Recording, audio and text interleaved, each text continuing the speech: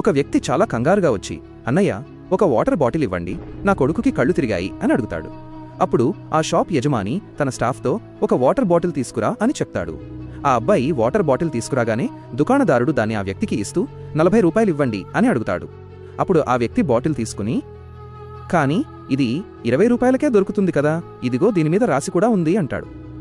దానికి దుకాణదారుడు, దాని గురించి పట్టించుకోకండి, దీన్ని చల్లబరచడానికి ఫ్రిజ్ పెట్టాం, కరెంటు బిల్లు, రూమ్ రెంట్ అన్నీ ఉంటాయి కదా, అందుకే ఎక్స్ట్రా తీసుకుంటాను అని చెప్తాడు.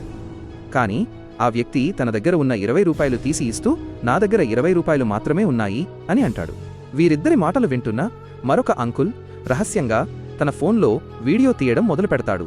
దుకాణదారుడు, కావాలంటే 40 రూపాయలు ఇవ్వండి, లేదంటే ఇక్కడి నుంచి వెళ్ళిపోండి అని గట్టిగా చెప్తాడు.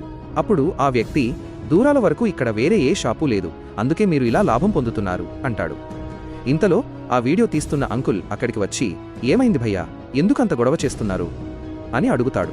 అప్పుడు ఆ వ్యక్తి, చూడండి అంకుల్, 20 రూపాయల బాటిల్ని 40 రూపాయలకి అమ్ముతున్నాడు అని చెప్తాడు. అప్పుడు ఆ అంకుల్ దుకాణదారుడితో, ఒక పని చెయ్యి, ఆ మిగిలిన 20 రూపాయలు నేనిస్తాను, వీరికి బాటిల్ ఇచ్చేయి అనగానే అతను బాటిల్ ఇచ్చేస్తాడు. ఆ తర్వాత ఆ అంకుల్ ఆ దుకాణదారుడికి ఎలాంటి బుద్ధి చెప్పాడంటే, అది చూసే కంటే ముందు ఆగునైనా, నన్ను చూసి విస్మరించకు, లేకపోతే నీకు చెడు సమయం వస్తుంది. ఒక్కసారి కామెంట్లలో హర్ హర్ మహాదేవ్ అని రాసి వీడియోకి ఒక లైక్ చేసి ఛానల్ను సబ్స్క్రైబ్ చేయి. నీ ప్రతి కోరిక నెరవేరుతుంది. ఆ తర్వాత అంకుల్ తన సామాన్లు తీసుకొని వెళ్ళిపోతుంటాడు.